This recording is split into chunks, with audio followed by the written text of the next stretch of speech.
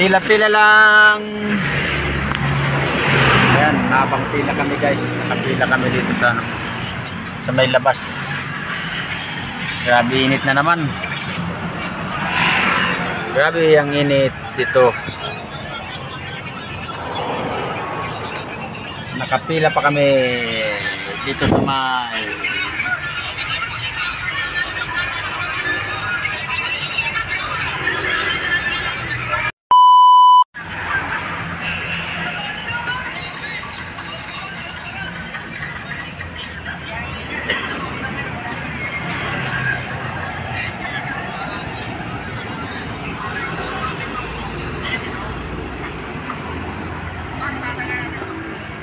G3 asinan.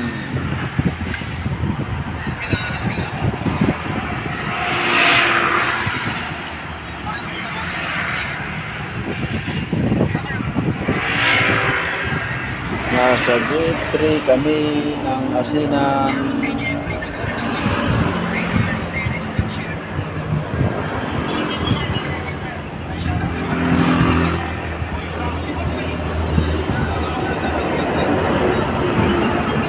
Doon sa kabila, sentro talaga ng daanan ng eroplano eh. Yung kabilang ano. To, dito kami magde-deliver sa may asinan.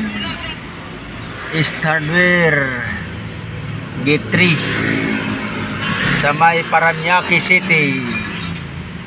So dito kami guys magde-deliver ngayon. Warehouse Development Company Incorporation Distribution Center 6. Dito kami ngayon magde-deliver sa Gate 3 ng asinan. So ito guys, nakapila kami at naghihintay ng tawag ng gwardiya para pumasok sa may docking area. Yun ay schedule namin ay alas 10. Ang oras ay 9:30 pa lang mga guys. So nandito kami ngayon naghihintay.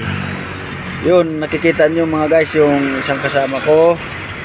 Nandun siya oh. Parang naiinitan yata. Nagpapahangin lang doon sa may puno. Kaway-kaway. Kaway-kaway naman dyan guys. Oh.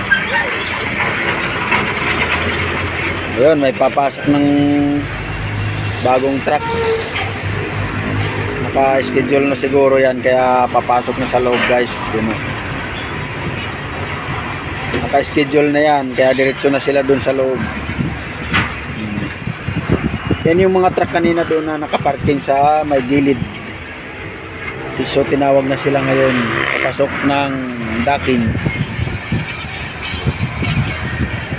Trailer yan guys, mahaba-haba.